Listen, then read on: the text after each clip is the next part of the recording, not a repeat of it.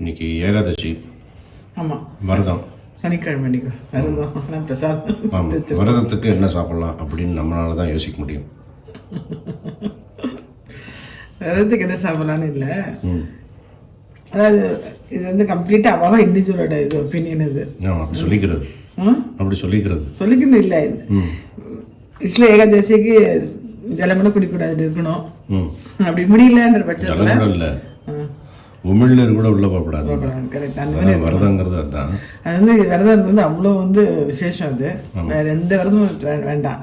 ஏகாதசி விரதம் மட்டும் இருந்தாலே போடும், மாதத்துக்கு 2 நாள் தாராளம். அது நம்ம இப்போ வந்து நார்மலாக அந்த உமிழ்நீர் உள்ளே போகிறது அப்புறம் ஆரம்பித்து அங்கேருந்து சரி ஜலம் மட்டும் குடிச்சிக்கலாம் அப்படி ஆரம்பித்து அப்புறம் இப்போ எப்படி இங்கே எங்கே வந்து நின்றுருக்கோம் அப்படின்னா அரிசி குருணை இருக்கு பாரு, அதை சாப்பிட்டா ஒன்றும் பிரச்சனை இல்லை, அது ஏகாதசி விரதம் இந்த மாதிரி கணக்குங்கிற அளவுக்கு வந்திருக்கோம். இல்லை இப்போ பரவாயில்ல. ஆக்சுவலாக நான் என்ன நினைக்கிறேன்னா, அன்றைக்கி ஏகாதசின்னு பெருமாள் நினச்சிட்டு அவளுக்கு முடிஞ்சது எதாவது பண்ணுறது வந்து, ஏன்னா எல்லாருமே வந்து அவள் வேலைக்கு போயிட்டு பிஸியாக இருக்கா. ஆமாம், இப்போ பெருமாளுக்கு தெரியாது அது. ஸோ இன்றைக்கி வந்து மக்கள்னால நம்ம பண்ண போகிறோம். நான் சாப்பிட மாட்டேன், இந்த பெருமாள் நைவேத்தியம் பண்ணிவிட்டு யாருக்காவது கொடுப்பேன் நான். ஓகே ஓகே, நான் சாப்பிடல, நான் கவலைப்பட்டேன், சாப்பிட மாட்டேன்.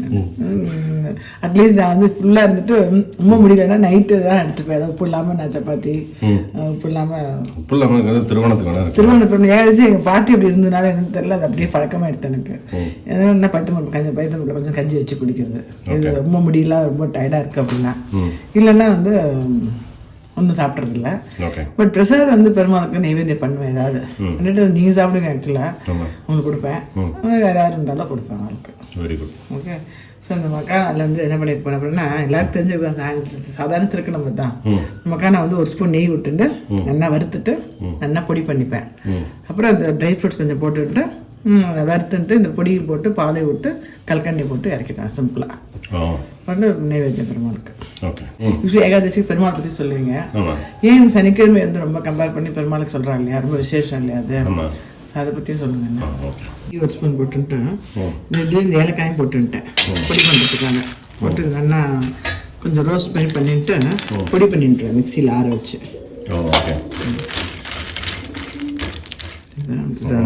ஆஃப் பண்ணிவிட்டு மிக்சியில் போட்டு நல்லா பொடி பண்ணிக்கிறேன். ட்ரை ஃப்ரூட்ஸ் என்ன இருக்கோ பாத்தில் என்ன இருக்கோ போடலாம். இந்த பாலோட கல்கண்டை எவ்வளோ வேணுமோ அதையும் போட்டு அப்படியே மெதுவாக சிம்மில் வச்சோம்னா நல்லா இந்த கரையிறதுக்கும் கொஞ்சம் சுண்டத்துக்கும் கரெக்டாக இருக்கும். இந்த கல்கண்டெல்லாம் கரைஞ்சிடுத்து பார்த்தீங்கன்னா இந்த அரைச்சின்னு இல்லையா, அது போட்டுறேன். ஒரு 5 நிமிஷம் நல்லா கொதிக்க விட்டுட்டு பச்சை கருப்பூரம் கொஞ்சம் குங்குமப்பூ போட்டு இறக்க வேண்டியதான். விரதம் இருக்கிறது வந்து நிறைய பேசியிருக்கோம் நம்ம, அந்த மாதிரி இருக்கிறது பெருமாள் நினச்சிக்கிறது வந்து விசேஷம் இல்லை. உங்கள் கதையை கேட்போம், மெயினாக கதைக்காக தான் இந்த ஏகாதசி. ஆமாம். இப்போ ஆஃப் பண்ணிடுறேன். இப்போ நல்லா இது வருது இல்லையா, இப்போ இந்த வெங்கலப்பானையிலே இந்த சூடு இருக்கணும் தான், இந்த சூட்டில் இன்னும் கொஞ்சம் வேணும், கரெக்டாக இருக்கும் சாப்பிட்றதுக்கு, செமி லிக்விடாக இருக்கும். சூப்பர். Okay, thanks ஜெஷி. ஓகே, இன்னைக்கு கதையில் வந்து சனிக்கிழமைக்கும் பெருமாளுக்கும் என்ன சம்பந்தம் அப்படிங்கிறத பார்க்க போறோம்.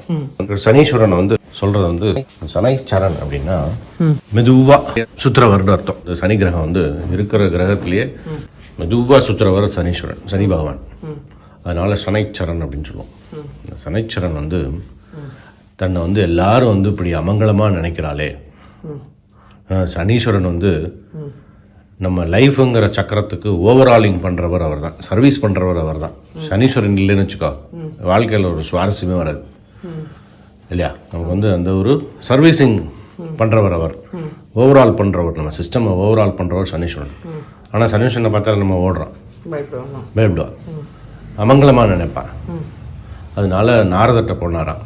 நாரதட்ட போய் இப்படி எல்லாரும் என்னை அமங்கலமாக நினைக்கிறா, என்னோட அருமை பெருமையே தெரியல யாருக்கும் அப்படிங்கும்போது, சரி ஒன்றும் இல்லை, ஒரு பிரச்சனை இல்லை. பெருமாள் வந்து இப்போது ஆயர்பாடியில் கிருஷ்ணனை அவதரிச்சிருக்கார். நான் இப்போ உடனே ஆயர்பாடி கூட்டின்னு போகிறேன் வான்னு சொல்லி ஆயர்பாடி கூட்டின்னு போகிறேன். ஆயர்பாடியில் கண்ணை வந்து கோபியர்களோட லீலை பண்ணிட்டு இருந்தேன் பருவம் அது. ஆயர்பாடியில் போய் பார்க்குறான். அந்த ஆயர்பாடியில் அவன் போன அன்னைக்கு ஆயர்பாடி அந்த வீதியில் இந்த இதெல்லாம் இருக்குவார், மரத்தோட இந்த சுள்ளி இந்த விறகு அதெல்லாம் போட்டு வீதி நடுவில் எரிப்பான். ஆமாம், என்னன்னு கேட்பார் சனீஸ்வரன், இது என்னது? இது பேர் வந்து ஹோலிகா தகனம் அப்படின்னு சொல்கிறார். என்னது ஹோலிகா தகனம்னா என்ன அப்படிங்கும்போது அவர் சொல்கிறார், ஹிரண்யனோட கதையை சொல்கிறார். ஹிரண்யன் அப்படின்னு மிகப்பெரிய அசுரன், வந்து பிரகலாதனுடைய அப்பா. அந்த ஹிரண்யன் வந்து எல்லாரையும் படுத்தின்னு இருந்தான். ஹிரண்யாய நமகான்னு அவனோட பேரை தான் சொல்லணும் அப்படின்னு கொடுங்கோல் ஆட்சி பண்ணிட்டு இருந்தான். அவனுக்கு நேர் எதிராக பிரகலாதன் பிறந்தான். பக்த பிரகலாதன், மூச்சுக்கு 300 தடவை நாராயணன் பேரை உச்சரிக்கிற பிரகலாதன் பிறந்தான். அவனை என்னென்னமோ வதம் பண்ண பார்க்கணும், அவனை அழிக்கணும், அவனை கொல்லணும் அப்படின்னு நினச்சிட்டு இருந்த இரண்யனுக்கு எதுவுமே நடக்கலை. அந்த இரண்யனுக்கு ஒரு சகோதரி இருந்தான். அவள் பேர் வந்து ஹோலிகா. அவளுக்கு ஒரு சக்தி என்னென்னா, நெருப்பு வந்து அவளை சுடாது, அப்படி ஒரு ஆற்றல். அந்த ஹோலிகாவை கூப்பிட்டு இரண்யன் சொல்கிறான், ஒரு நாள் இந்த பிரகலாதனை தூக்கிட்டு நெருப்பில் இறங்கு அப்படின்னு கட்டளையிடுறான். அப்பவும் வந்து நாராயணன் வந்து காப்பாற்றிடுறார் பிரகலாதன். ஒரு சின்ன தீக்காயம் கூட இல்லை பிரகலாதனுக்கு, நாராயணன் வந்து காப்பாற்றிடுறார். அதுக்கப்புறம் இரண்ய வதம் நடக்கிறது. அதனால ஹோலிகா வந்து தன்னுடைய சகோதரனை வந்து ஸ்ரீமன் நாராயணன் கொலை பண்ணிட்டான்னு தெரிஞ்சதுக்கப்புறம் அவளுடைய அவதாரம் இங்கே கிருஷ்ணனா ஆயர்பாடியில் வந்திருக்கான் அப்படின்னு அவனை கொல்றதுக்கு சதித்திட்டம் போட்டிருக்கா இந்த ஹோலிகா தகனத்தன்னைக்கு. ஸோ அந்த விறகு சொல்லி அதுக்கு நடுவில் உட்காந்துருக்கான். எப்போ கிருஷ்ணன் வருவான் அவனை பிடிச்சி இழுத்துடலாம் அப்படின்னு.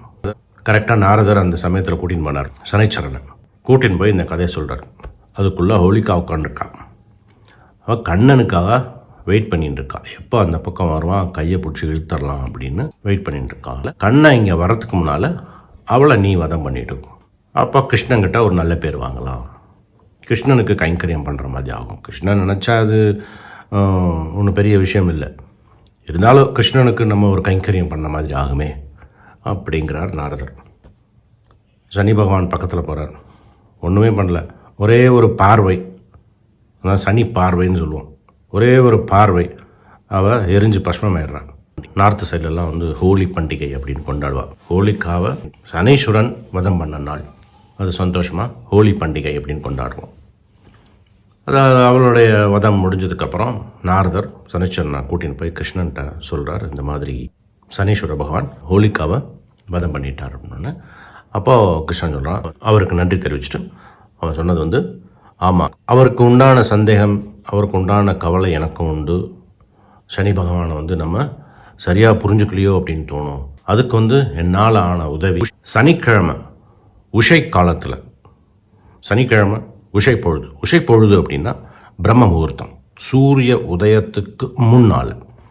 அந்த உஷை பொழுதில் பிரம்ம முகூர்த்தத்தில் சனிக்கிழமையில் என்ன பண்ணாலும் அது மங்களம், அதுக்கு தோஷம் கிடையாது அப்படின்னு சொல்லிட்டு இன்னொரு வரம் கொடுக்குறான். கலியுகத்தில் நான் திருமலையில் திருவேங்கடமுடையான அர்ச்சாவதார மூர்த்தியாக இருப்பேன். அங்கே வந்து என்னை சேவிக்கிறவாளுக்கு எல்லா நன்மை அளிப்பேன் அப்படின்னு வாக்குறுதி கொடுக்குறான் கிருஷ்ணன். சீனிவாச பெருமாள் மலையப்பன் புரட்டாசி மாதம் அவதரிச்சனால புரட்டாசி சனிக்கிழமை திருமலையில் ரொம்ப விமர்சையாக நடக்கும். அதனால் எல்லாரும் திருமலைக்கு தான் போகணுன்னு அவசியம் இல்லை. அந்த மலையே வந்து பெருமாள் தான். அந்த மலையே சேவிச்சா, அந்த மலையே நினைச்சுட்டு இருந்தால் போதும்.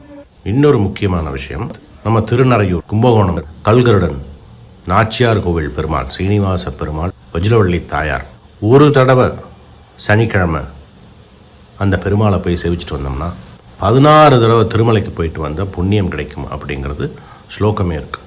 அதனால் நம்ம எல்லாருமே முடிஞ்ச அன்னைக்கு நாச்சியார் கோவில் கல்கருடன் சீனிவாச பெருமாள் வஜ்ரவள்ளி தாயாரை போய் பார்த்து சேவிச்சுட்டு வரலாம். இந்த சனிக்கிழமை அப்படிங்கிறது வந்து அமங்கலம் கிடையாது. அந்த சனிக்கிழமை அப்படிங்கிறது பெருமாளை நினச்சிக்கிறதுக்கு ஒரு உகந்த நாள்.